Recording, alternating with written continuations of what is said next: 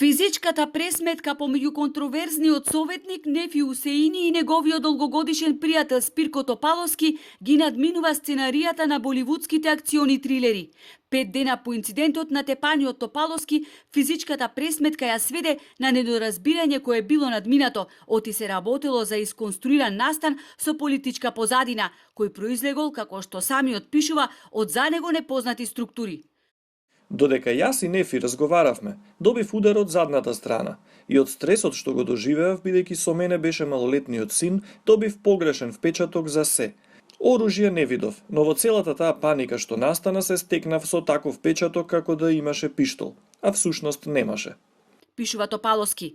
Но Алфа дознава дека изјавата која Топаловски ја дал на распит во основното јавно обвинителство не се разликува многу во однос на првичната верзија за која тој зборуваше во медиумите и од истата се врзува со исказите на другите присутни сведоци кои веќе дале изјава.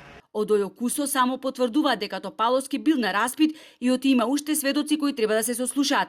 Без оглед на тоа што Топаловски ја смени изјавата, Усеини ќе одговара за кривичното дело насилство по службена должност. Никој не може да се мајтапи и да го дискредитира судот, велат за Алфа добро упатени извори. Кривично дело постои затоа што има тешка телесна повреда и употреба на метален предмет, за кој допрва ќе се утврдува дали се работи за пиштол. Овој веќе побарало и медицинско вештачење.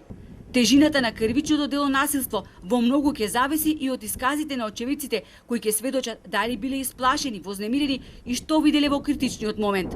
Инаку мерката притвор на Усеини му е изречена во отсуство, бидејќи 5 дена по инцидентот што се случи сред Белден пред хотел во центарот на Охрид, Нефи Усеини и неговиот брат се уште се недостапни за полицијата.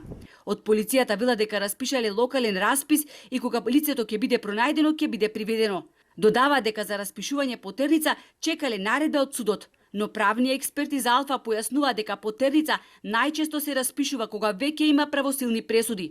Во случајов, полицијата има решение за притвор и веднаш треба да го пронајде и да го спроведе во затвор, од каде ќе биде изведен на распит во Ојо.